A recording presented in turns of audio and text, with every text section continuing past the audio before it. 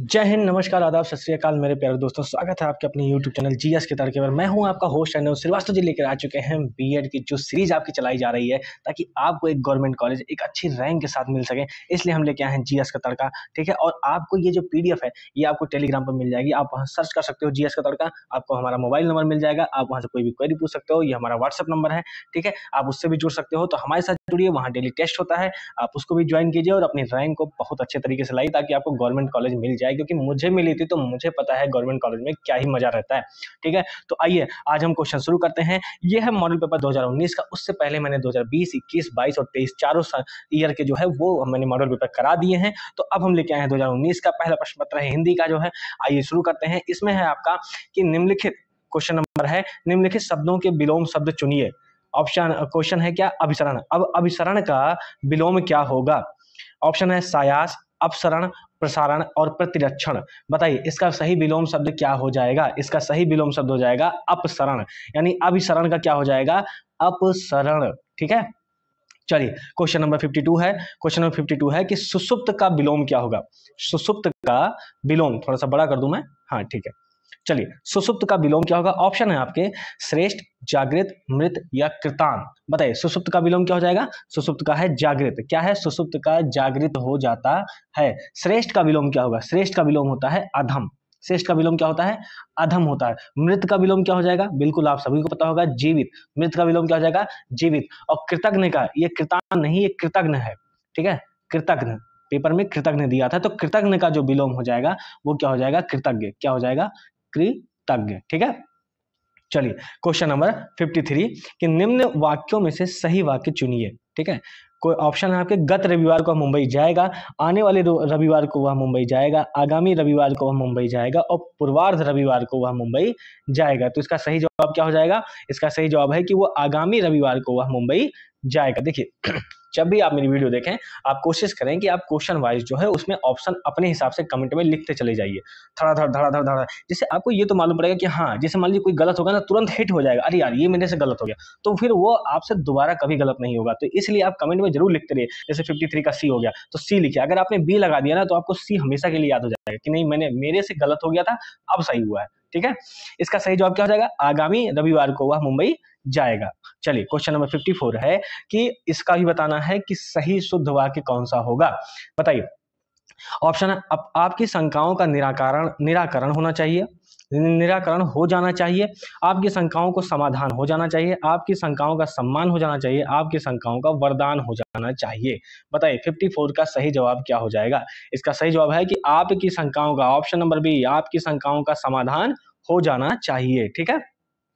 Question number 55 से 56 है कि वाक्यांशों के लिए एक शब्द चुनना है। वाक्यांशों के लिए एक शब्द चुनना है।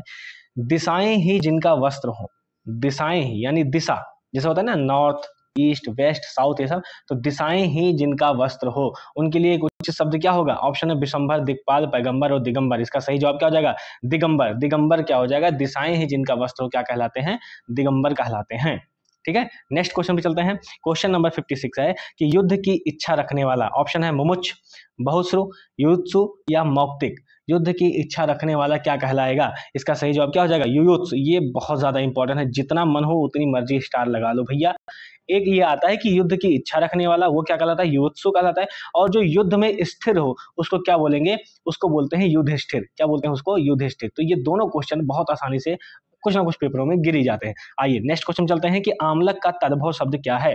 ऑप्शन है आदर्शिका, आम्र, आपाक और आंवला। तो आमलक का तद्भव बताना है। तो आमलक का तद्भव देखिए, आमलक तत्सम हो गया, इसका तद्भव क्या हो जाएगा? आंवला। ऑप्शन नंबर डी, ठीक है। आमलक का तद्भव क्या हो जाएगा? आंवला हो जाएगा। आदर्शिका का तद्भव क्या हो जाएगा? आदर्शिका का तद्भव होता है आरसी। क्या हो जाएगा? आरसी। आम्र का तद्भव क्या हो जाएगा? आम हो जाएगा।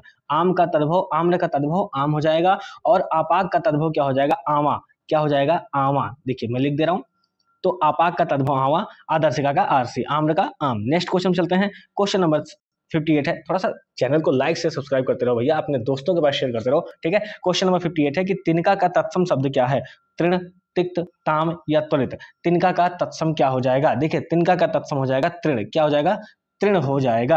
अब तिक्त किसका होता है? तिक्त होता है आपका तीता का। तिक्त का क्या होता है? तीता। और ताम्र का क्या होता है? तांबा। ताम्र का तांबा हो जाएगा।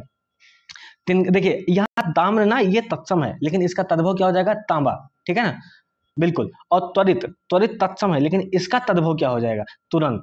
अब ऐसे उल्टा भी पढ़ सकते हो, ऐसे कैसे, देखो मैं कलर चेंज करके बता देता हूँ कि तुरंत का तत्सम क्या हो जाएगा, त्वरित हो जाएगा, तांबा का ताम्र हो जाएगा, तीता का तिक्त हो जाएगा, और तिनका का तृण हो जाएगा। तो यहाँ पर जो ऑप्शन आपका सही है वो कौन सा है, वो है आपका तृण, ठीक है। चलिए नेक्स्ट क्वेश्चन पे हम आते हैं। नेक्स्ट क्वेश्चन है आपका कि विशेषण, एक सेकंड, विशेषण की विशेषता बताने वाले शब्द क्या कहलाते हैं। बहुत इंपॉर्टेंट क्वेश्चन है, डिट्टो क्वेश्चन जो है 2021 में भी आ चुका है।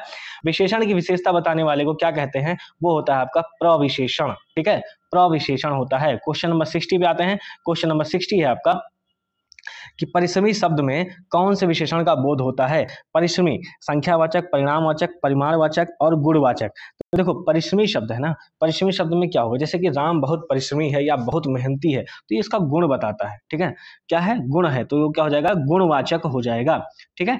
मंदिर का पर्यायवाची क्या होगा, देवग्रह, परम धाम, निर्वाण या परम पद। तो मंदिर का पर्यायवाची क्या होता है, मंदिर का पर्यायवाची आपका हो जाएगा देवग्रह, क्या हो जाएगा, देवग्रह। इसके अलावा भी मंदिर का पर्यायवाची होता है, जैसे कि देवालय है ना, देवालय जहां देवताओं का आलय यानी देवताओं का निवास होता है, इसको देवस्थान भी बोलते हैं, मंदिर को क्या बोलते हैं, देवस्थान। इसी को ईश ग्रह भी बोलते हैं, यानी कि ईश्वर का घर वो कहाँ पे है, मंदिर ही कहलाता है, ठीक है।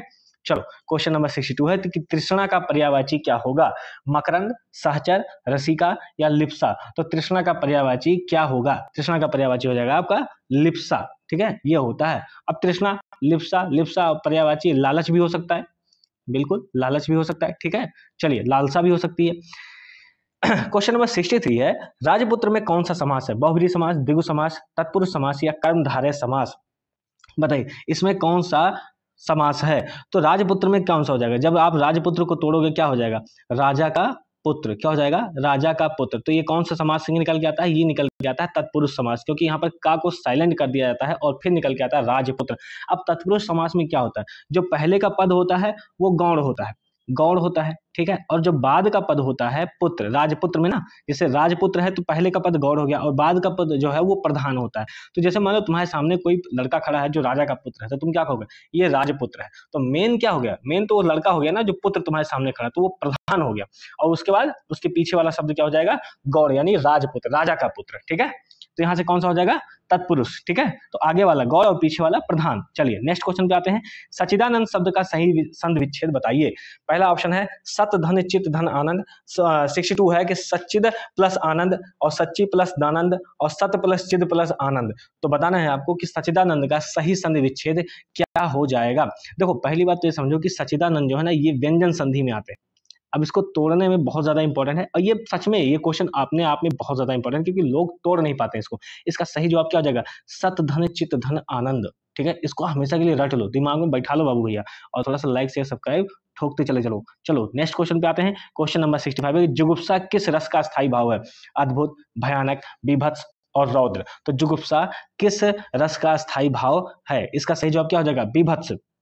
बीभत्स रस का स्थायी भाव कौन सा हो जाएगा, जुगुप्सा हो जाएगा। अद्भुत रस का स्थायी भाव क्या होता है, विस्मय। अद्भुत रस का स्थायी भाव क्या होता है, विस्मय, ठीक है। भयानक रस का स्थायी भाव क्या होता है, भय। भयानक का क्या होता है, भय होता है। और रौद्र रस का स्थायी भाव क्या होता है, वो होता है आपका क्रोध, क्या होता है, क्रोध। इसका सही जवाब क्या हो जाएगा, इसका सही जवाब आप देख लिए हैं कि जुगुप्सा किसका हो जाएगा, वो हो जाएगा आपका विभत्स का। चलिए क्वेश्चन नंबर 66 है कि सूरज को दीपक दिखाने का अर्थ क्या है, कि रोशनी में अंधकार होना, किसी व्यक्ति की तुच्छ प्रशंसा करना, छोटी प्रशंसा करना, या फिर ऑप्शन सी है प्रभाव स्थापित करना या सम्मान बढ़ाना। इसका सही जवाब क्या हो जाएगा, किसी व्यक्ति की तुच्छ प्रशंसा करना, यही होता है। क्वेश्चन नंबर 67, निम्नलिखित में से कौन सा द्रविड़ परिवार की भाषा है। द्रविड़ परिवार की भाषा, देखिए द्रविड़ परिवार का मतलब ये हो गया कि दक्षिण भारत के जो लैंग्वेज है वहां की, वो कौन सी परिवार की भाषा उसमें आती है। तो जाहिर सी बात है जो इस क्षेत्र में होंगे वही उसमें आएंगे। ऑप्शन है उड़िया, बांग्ला, असमिया और कन्नड़। तो जाहिर सी बात है जिन्हें मैपिंग का सही ज्ञान होगा वो कहां पर लगाएंगे, कन्नड़। कौन सा लगाएंगे, कन्नड़ पे लगाएंगे। बाकी ये सब यूरोपीय भाषा में चली जाती हैं, ठीक है। 67। चलिए क्वेश्चन नंबर 68 पे आते हैं कि 68 और 69 निम्नलिखित प्रश्नों में शुद्ध वर्तनी विकल्प का चयन कीजिए। ऑप्शन 68 में है कि भौगोलिक, भौगोलिक, भूगोलिक और भूगौलिक। इसका सही जवाब आप देख के ही लगा सकते हैं कि 68 का ए हो जाएगा भौगोलिक, ठीक है। 69 है कि प्रफुल्लित, प्रफुल्लित, प्रफुल्लित और प्रफुल्लत। तो 69 का सही जवाब क्या हो जाएगा, इसका हो जाएगा सी, प्रफुल्लित, ठीक है। टिक कमेंट में लगाते रहो, कमेंट में आप बोलते रहना ताकि आपको पता रहे कि हाँ आपने क्या किया है। उससे किसी को कोई मतलब नहीं होता है, आपकी रैंक आएगी किसी को कोई मतलब नहीं। हाँ आप सीट ले जाओगे तब दिक्कत होगी लोगों को, अरे यार ये पा गया मैं ना पायो। पड़ोसी सबसे ज्यादा परेशान होते हैं। स्वावलंबन मनुष्य को आत्मनिर्भर ही नहीं बनाता बल्कि उसमें क्या जगाता है? विवेक, आत्मविश्वास, परिश्रम या आत्मबल। तो स्वावलंबन क्या जगाता है? वो जगाता है आपका आत्मविश्वास। क्या जगाता है? आत्मविश्वास। ठीक है, जैसे अभी आपको बीएड में गवर्नमेंट कॉलेज मिल जाए तो आपको एक आत्मविश्वास होता है कि हाँ मैं सीटेड फीटेड जो भी है, यूपीटेड सीटेड ये सब ऐसे निकल जाएगा। हम लोग का तो बाबा सेकेंड ईयर में सट्ट से निकल गया, फट से भरा सट्ट से निकल गया।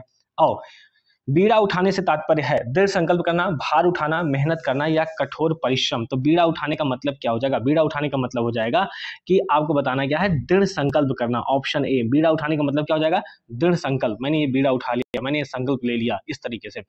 72 है कि मनोज का पीसीएस में चयन हो गया, समझो उसने गढ़ जीत लिया। अब गढ़ जीत जाने का मतलब क्या है?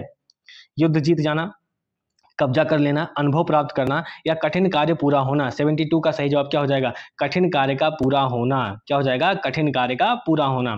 चलिए क्वेश्चन नंबर 73 पे आते हैं कि डा, ड़ा और ना में कौन से व्यंजन है? बताइए, स्पर्श व्यंजन, उच्छिष्ट व्यंजन, अंतस्थ व्यंजन या फिर अनुनासिक व्यंजन। इसका सही जवाब क्या हो जाएगा? अनुनासिक व्यंजन। कौन सा हो जाएगा? अनुनासिक व्यंजन, जिसमें वायु जो है वो नासिका मार्ग से निकलती हो। वायु कहाँ से निकलती है? नासिका मार्ग से। हर जो पांचवा अक्षर होता है वो नासिका में, जैसे का से शुरू करते हो ना, जब पहुंचते का खा गा घा अंगा, तो ये अनुनासिक हो गया। चाचा जाजा इया, टाठा डाढ़ा रा, ताथा दादा ना, तो ये सब जो पांचवा वाला होता है शब्द, ये सब अनुनासिक में ही चले जाते हैं। ठीक है, आइए, वह आया, क्वेश्चन नंबर 74 है, वह आया और मैं चला गया, इस वाक्य में कौन सा अव्यय है? क्वेश्चन नंबर 74 बताइए, इस वाक्य में कौन सा अव्यय है? संबंध बोधक, विस्मयादि बोधक, समुच्चय बोधक या आदर बोधक। तो इसमें कौन सा है? समुच्चय बोधक। कौन सा है?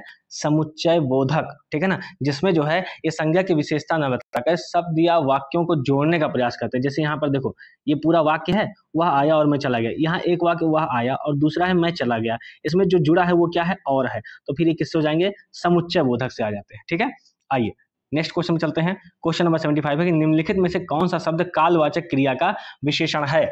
बारी बारी, भीतर, आज और यथासंभव। अब कालवाचक जिसमें टाइम के बारे में बात कही गई हो, तो इसमें देखो बारी बारी, भीतर, यथासंभव में ऐसा कुछ नहीं है। आज में है क्योंकि यहाँ पर काल की बात हो रही है, आज, कल, परसों, जब ऐसी चीजें आएंगी तो वो कालवाचक क्रिया का विशेषण कहलाती हैं। क्वेश्चन नंबर 76 है कि निम्नलिखित वाक्यों में से अशुद्ध वाक्य को पहचानिए। श्रीमती गांधी भारत की प्रधानमंत्री थी, मेरे ऊपर कृपा करें, मेरे घर के सामने पाठशाला है, वहां भारी भीड़ है। इसका सही जवाब क्या हो जाएगा? देखिए यहाँ पर सही जवाब हो जाएगा मेरे ऊपर कृपा करें, बस यही लाइन गलत है। यहाँ पर होगा कि मुझ पर कृपा करें। क्या होगा?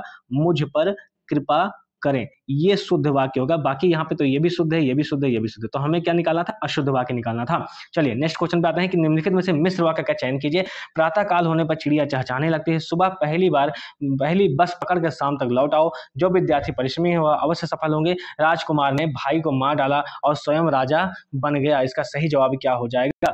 बताइए, इसका सही जवाब है 77 का सी, कि जो विद्यार्थी परिश्रमी है वह अवश्य सफल होगा। ठीक है, देखो विद्यार्थी परिश्रमी है, ये प्रधान शब्द हो गया, प्रधान वाक्य हो गया। ठीक है, और जब वो परिश्रमी है तो सफल होगा, क्योंकि सफलता किस पर डिपेंड कर रही है? उस प्रधान वाक्य पर। कौन से? जो विद्यार्थी परिश्रमी है। ठीक है, तो अवश्य सफल हुए कौन सा है? आश्रित उपवाक्य। कौन सा हो गया? आश्रित उपवाक्य। ठीक है, चलिए क्वेश्चन नंबर 78 है कि निम्न में से कौन सा उपसर्ग रहित शब्द है? जिसमें उपसर्ग ही ना आपको दिखे, वो सहित नहीं बोला है, बोला है रहित। ध्यान से क्वेश्चन को पढ़ना, यहाँ ऐसे ही टर्म दे दिए जाते हैं। बहुत लोग को क्या लगता है कि रहित का सहित हो गया, ओहो गड़बड़ हो गया, नहीं, तो ऐसे ही पकड़ना है। चलिए ऑप्शन आपका संयोग, विदेश, अत्यधिक और सुरेश। इसका सही जवाब क्या हो जाएगा? देखो संयोग में जो है वो कौन सा उपसर्ग है? संयोग में सन उपसर्ग है। विदेश में कौन सा उपसर्ग है? विदेश में बी उपसर्ग है। अत्यधिक में कौन सा उपसर्ग है? अति उपसर्ग है। लेकिन सुरेश में कोई उपसर्ग नहीं है, तो इसका सही जवाब क्या हो जाएगा? सुरेश। ठीक है, चलिए गर्भ शून्य शब्द में कौन सा समास है? क्वेश्चन नंबर 78 है, और ऑप्शन आपके कर्म पुरुष, कर्म तत्पुरुष, करण तत्पुरुष, संप्रदान तत्पुरुष और अपादान तत्पुरुष। गर्भ शून्य, बताइए गर्भ शून्य में कौन सा शब्द में कौन सा समास है? ये क्वेश्चन नंबर 78 है, नहीं ये 79 है भाई, क्योंकि 80 हो गया। रुकिए एक सेकंड, हाँ दो बार लिख गया। देखिए 78 ये है और 79 होगा। ठीक है, चलिए अब इसमें आपको बताना है, तो इसमें क्या हो जाएगा? गर्भ शून्य का मतलब क्या हो जाएगा? गर्भ से शून्य। क्या हो जाएगा? गर्भ से शून्य। ठीक है ना, गर्भ से शून्य हो गया। अब से कहां पे आता है? जैसे मैं बोलता हूं कर्ता ने कर्म को करण से, करण करण से आ गया, ठीक है। तो यहाँ पे कौन सा समास हो गया, करण तत्पुरुष समास हो गया, ठीक है। चलिए क्वेश्चन नंबर 80 भी आते हैं। अब सब्जबाग दिखाना का अर्थ क्या है, प्रभाव स्थापित करना, लालच देकर बहकाना, विवेक खो देना या होश उड़ जाना। सब्जबाग दिखाकर मतलब क्या हो जाएगा, सब्जबाग दिखाकर यानी रमेश, जैसे कि आप समझोगे कि इसका क्या हो जाएगा, लालच देकर बहकाना। जैसे रमेश ने सुरेश के 10,000 रुपए लिए थे, ठीक है। सब्जबाज दिखाकर यानी लालच दिखाकर, लालच दे करके उसने कहा मैं तुम्हें ये दिलवा दूंगा, मैं तुम्हें वो दिलवा दूंगा, तुम मुझे 5,000 रुपए दे दो या मुझे 10,000 रुपए दो, तो उसने दे दिए होंगे। तो ऐसे होता है लालच देकर बहकाना, ठीक है। उसी को क्या कहते हैं, सब्जबाग दिखाना। क्वेश्चन नंबर 81 है कि निम्नलिखित में से कौन सा संधि विच्छेद सही है। ऑप्शन आपके अधिकांश, अधि प्लस कांश, अनु प्लस दित, प्राणा प्लस अयाम, त्रिपुर प्लस अरि। तो इसका कौन सा सही हो जाएगा, देखो इसमें जो ऑप्शन नंबर डी है ना, त्रिपुर प्लस अरि, ये आपका सही है। बाकी और क्या है, जैसे अधिकांश है, जब अधिक प्लस अंश को तोड़ेंगे ना तो अधिकांश होता है, तो वो ऐसे लिखा जाता है, अधिक प्लस अंश, ये क्या हो जाएगा, अधिकांश का ये होता है। अनु प्लस उदित होता है, तो ये कैसे निकल के आता है, अनु पे छोटी उ की मात्रा लगती है और उदित पूरा लिखा जाता है, सिर्फ दित नहीं लिखा जाता, तब निकल के आता है अनुदित। और प्राण प्लस आयाम होता है, प्राण प्लस आयाम होता है, क्या होता है, आयाम होता है, तो ये होता है प्राणायाम, ठीक है। तो इस हिसाब से ये तीनों गलत हो जाएंगे, आपका सही कौन सा हो जाएगा, त्रिपुर प्लस आरी, यहाँ पे होता है त्रिपुरारी, क्या हो जाएगा, त्रिपुरारी। त्रिपुरारी कैसे लिखते हैं, त्रिपुरारी लिखेंगे आपका ऐसे कि त्रिपुरारी, त्रिपुरारी, ठीक है ना, त्रिपुर प्लस आरी, इसका सही संधि विच्छेद होगा। चलिए क्वेश्चन नंबर 82 है कि पंचानन में कौन सा समास है, तत्पुरुष समास, बहुब्रीहि समास, दीर्घ समास और कर्मधारय समास। बताइए पंचानन में कौन सा समास है, पंचानन में समास कौन सा हो जाएगा, बहुब्रीहि समास हो जाएगा। कौन सा समास, जिस समास में दोनों पद प्रधान ना हो, ना पहला पद प्रधान होता है और ना ही दूसरा पद प्रधान होता है, ठीक है, बल्कि इनसे जो है कोई तीसरा पद प्रधान होता है। जैसे पंचानन का मतलब क्या होता है, शिव के बारे में, भगवान शिव के बारे में कहा जाता है, ठीक है, 5 आनंद, ठीक है। तो यहाँ पर दोनों पद प्रधान नहीं होते हैं, इनसे मिलकर के कोई तीसरा शब्द निकल के आता है। जैसे लंकेश, लंकेश को क्या बोलेंगे, रावण बोलते हैं, ठीक है। चलिए आइए क्वेश्चन नंबर 83 है, 3-13 करना का क्या अर्थ है, पृथकता की बात करना, जैसे को तैसा, गुस्सा करना और पूरी तरह फट जाना। इसका सही जवाब क्या हो जाएगा, इसका सही जवाब है गुस्सा करना, यानी 3 का 13। जैसे एक और बनाते हैं, तिल का ताड़ बनाना, तिल का ताड़ बनाना, ये भी उसी गुस्से में ही आता है, ठीक है। बात को बहुत बढ़ा चढ़ा के कहना, उसको तिल का ताड़ बोलते हैं। यहाँ पे 3 का 13 अर्थ मतलब है 3-13 करना मतलब गुस्सा करना। चलिए क्वेश्चन नंबर 84 है, हंसुए के ब्याह में खुरपे का गीत कहावत का अर्थ है कि शादी में गीत गाना, जश्न मनाना, असंगत बातें करना, निचले स्तर की बातें करना। तो इसका मतलब क्या हो जाएगा, क्वेश्चन नंबर 84 का बताइए, असंगत बातें करना, क्या हो जाएगा, असंगत बातें करना, हंसुए के ब्याह में खुरपे का गीत। दिव्य अर्पण का सद्य विच्छेद बताइए। 85 देव प्लस अर्पण, देवी प्लस अर्पण, देव प्लस अर्पण या दिव्य प्लस पण। तो 85 का सही जवाब क्या हो जाएगा, इसका सही जवाब हो जाएगा देवी प्लस अर्पण, ये क्या हो जाएगा, दिव्य अर्पण हो जाएगा, क्या हो जाएगा, दिव्य अर्पण। यह क्या है, एक यण संधि है, कौन सी संधि है, यह एक यण संधि होती है, ठीक है। चलिए क्वेश्चन नंबर 86 है कि पुस्तकीय शब्द में प्रत्यय बताइए, किए या इए और ई। क्वेश्चन नंबर 86, इसका पुस्तकीय शब्द में प्रत्यय क्या निकल के आएगा, ये निकल के आएगा। जैसे इसे नगरीय, क्या हो जाएगा, नगरीय, जागरणीय, जागरणीय, ठीक है ना, जागरणीय, ये क्या हो जाएंगे, ये सब में कौन सा प्रत्यय होता है, बड़ी ई और या, ये प्रत्यय होता है। क्वेश्चन नंबर 87 पे आइए, स्वतंत्रता सबको प्यारी होती है, वाक्य के रेखांकित शब्द का संज्ञा भेद क्या है। देखिए स्वतंत्रता ही रेखांकित होगा यहाँ पे, और इसका जो रेखांकित शब्द का संज्ञा भेद क्या हो जाएगा, भाववाचक संज्ञा हो जाएगा। कौन सी संज्ञा हो जाएगी, भाववाचक संज्ञा हो जाएगी। चलिए क्वेश्चन नंबर 88 है, मुझे किस प्रकार का सर्वनाम है, ये बहुत इंपॉर्टेंट है, बहुत हल्का सा ये कॉन्सेप्ट है। मुझे किस प्रकार का सर्वनाम है बताइए, उत्तम पुरुष, अन्य पुरुष, मध्यम पुरुष या इनमें से कोई नहीं। तो मुझे कौन सा सर्वनाम हो जाएगा, ये कौन सा सर्वनाम है बताइए, मुझे जो है वो उत्तम पुरुष सर्वनाम हो जाएगा। कौन सा सर्वनाम हो जाएगा, उत्तम पुरुष सर्वनाम हो जाएगा। जैसे मुझे हो गया, हम हो गया, हमने हो गया, ये सब किस में आ जाते हैं, ये सब मुझे, मेरा, ये सब किस में आ जाएंगे, उत्तम पुरुष में आते हैं, ठीक है।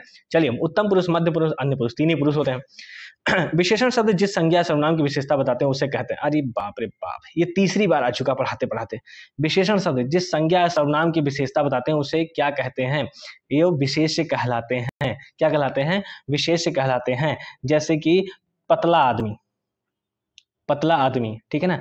अब आदमी क्या है बताइए, आदमी क्या है, आदमी देखिए एक संज्ञा हो गया, लेकिन पतला क्या है, विशेषण हो गया। अब वो कह रहे हैं कि जिस संज्ञा सर्वनाम की विशेषता, विशेषण शब्द जिस संज्ञा, विशेषण देखो ये हो गया पतला, ठीक है, अब कह रहा है कि विशेषण शब्द जिस संज्ञा या सर्वनाम यानी आदमी की विशेषता बताते हैं उसे क्या कहते हैं, तो ये आदमी यहाँ पर क्या कहलाएगा, विशेष्य कहलाएगा। क्या कहलाएगा, विशेष्य, यानी संज्ञा या सर्वनाम फिर विशेष्य कहलाने लगती है। ठीक है, चलिए क्वेश्चन नंबर 90, थोड़ा सा लाइक से सब्सक्राइब कर दो भैया, बहुत गर्मी लगती है महाराज, इस गर्मी में भी वीडियो बनाओ और तुम लोग से शेयर ना हो पाओ, क्या ही बताएं, आई हमारी मैया। चलो क्वेश्चन नंबर 90 है कि मूल अकर्मक धातुओं के साथ प्रत्यय जोड़कर बनाई गई क्रिया धातुएं क्या कहलाती हैं। मूल अकर्मक धातुओं के साथ प्रत्यय जोड़कर बनाई गई क्रिया धातुएं क्या कहलाती हैं। ऑप्शन आपका संयुक्त धातु, द्विकर्मक धातु, सधित कर्म सकर्मक धातु या समस्त धातु। क्वेश्चन नंबर 90 का सही जवाब क्या हो जाएगा, क्वेश्चन नंबर 90 का सही जवाब है साधित सकर्मक धातु। क्या हो जाएगा, साधित सकर्मक धातु। क्वेश्चन नंबर 91 है कि प्रेम वाटिका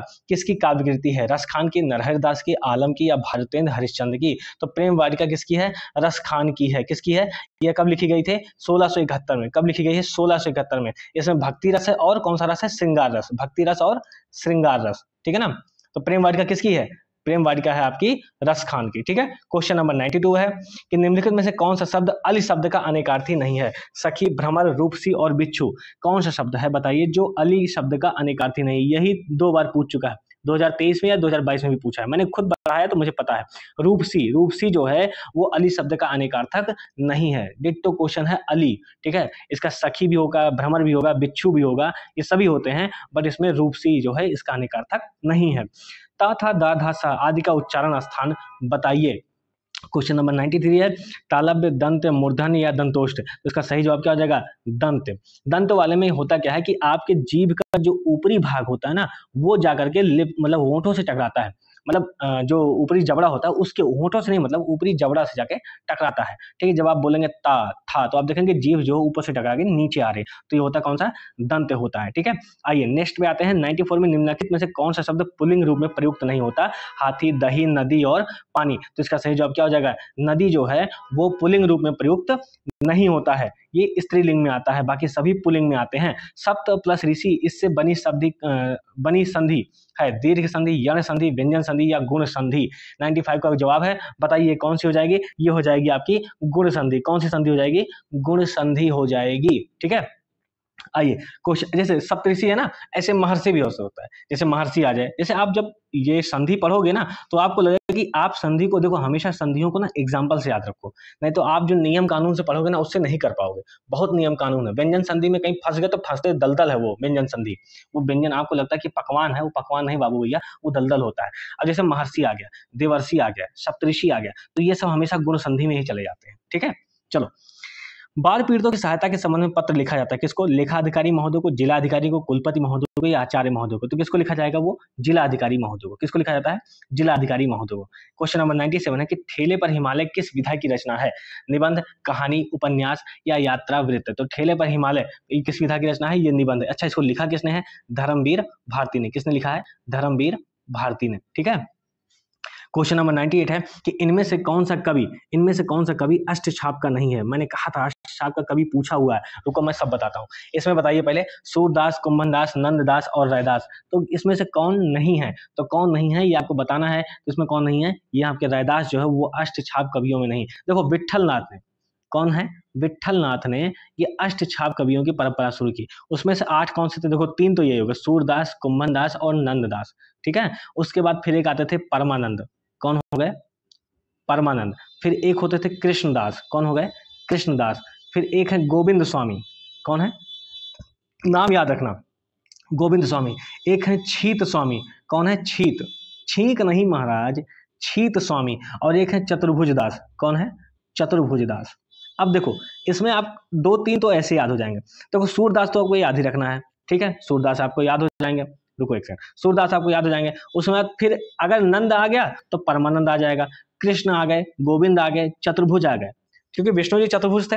तो 3, 4, 5 और ये सभी जो है कृष्ण की ही व्याख्या करते हैं, कृष्ण के ही पद गाते हैं। ठीक है, तो सूरदास ये सभी अष्टछाप के कवि थे। ठीक है, चलो ये सब आप याद रखना है, स्क्रीनशॉट ले लो। आगे बढ़ता हूँ, क्वेश्चन नंबर 99 कि किस वाक्य में अपादान कारक है।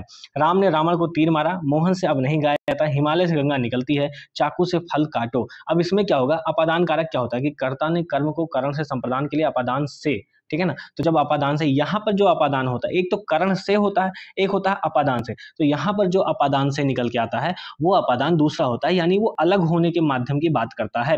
जैसे पेड़ से पत्ता गिरा, पेड़ से फल गिरा, हिमालय से गंगा निकलती है। बाबू भैया, हिमालय से गंगा निकलती है, गंगा अब निकल करके बहती हुई चली जा रही है। तो यहाँ पे क्या होगा, वो अपादान कारक में चले आएंगे। ठीक है, चलिए नेक्स्ट क्वेश्चन पे आते हैं। क्वेश्चन नंबर 100 है कि निम्नलिखित में से अशुद्ध वर्तनी कौन सी है? आंगन, मुश्किल, 25 और ईर्ष्या। तो इसका सही जवाब क्या हो जाएगा? इसका सही जवाब है आंगन, क्योंकि आंगन जो है शुद्ध वर्तनी आपका ये वाला है। क्या है? चंद्र बिंदी लगती है, ना कि सिर्फ बिंदी लगती है। तो चलिए आज की क्लास यहीं कंप्लीट होती है, और इसी के साथ हमारी टेलीग्राम चैनल पे और आप व्हाट्सएप पे भी जा सकते हैं। साथ ही साथ मुझे लाइक शेयर सब्सक्राइब जरूर कीजिएगा, लोगों का सम्मान कीजिए। ठीक है, जय हिंद साथियों, धन्यवाद। अगली वीडियो हम तुरंत लेके